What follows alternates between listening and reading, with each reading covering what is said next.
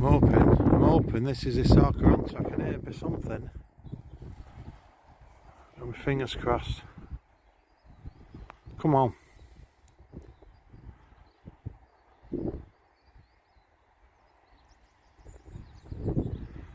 It was at 600 feet.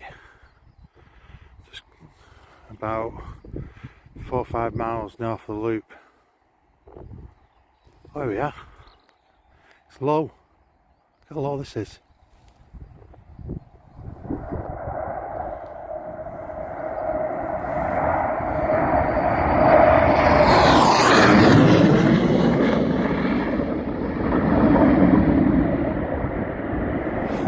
Oh, that was right over top of me as well.